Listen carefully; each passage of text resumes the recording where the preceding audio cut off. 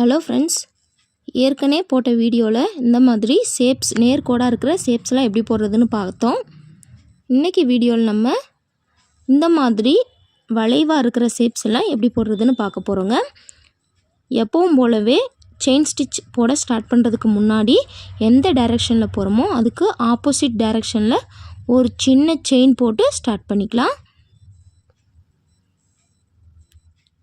இப்போது நம்ம ஏற்கனவே ஸ்ட்ரெயிட் லைன் போடும்போது இந்த மாதிரி பெரிய பெரிய செயினாக போட்டோம். ஆனால் இந்த மாதிரி வளைவான இடத்துல போடுறப்போ நம்ம ஏற்கனவே போடுற செயினோட அளவை விட சின்னதாக இருக்க மாதிரி போடணும்.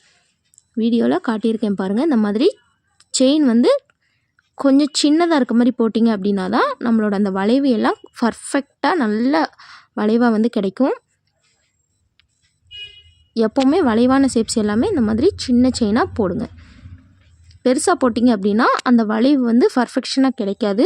ஸோ இந்த மாதிரி சின்ன சின்ன செயினாக போட்டு இந்த ரவுண்ட் ஷேப் ஃபுல்லாக ஃபினிஷ் பண்ணிக்கலாம்.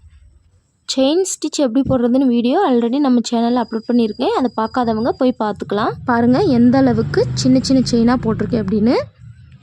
முதல்ல மேலே போட்டிருக்கேன் அந்த கோட்டில் இருக்க செயினுக்கும் இதுக்கும் எவ்வளோ டிஃப்ரென்ஸ் பாருங்கள்.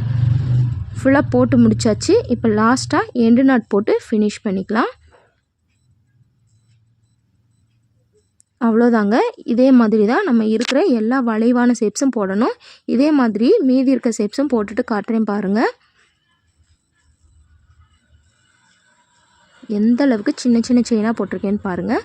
இப்படி தான் போடணும். பாருங்கள் இந்த மீதி இருந்த இந்த வளைவான ஷேப்ஸ் எல்லாம் போட்டாச்சு. எப்படி இருக்குன்னு பாருங்கள். இந்த மாதிரி சின்ன சின்ன செயினாக போட்டு ஃபினிஷ் பண்ணணும்.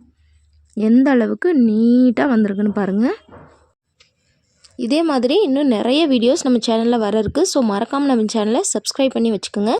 இந்த வீடியோ உங்களுக்கு பிடிச்சிருந்தால் லைக் பண்ணிக்கோங்க. இந்த வீடியோவில் ஏதாச்சும் புரியலை அப்படின்னா மறக்காமல் கமெண்ட் பண்ணுங்கள். கண்டிப்பாக கிளியர் பண்ணுறதுக்கு ஒரு வீடியோ அப்லோட் பண்ணுறேன். தேங்க்ஸ் ஃபார் வாட்சிங்.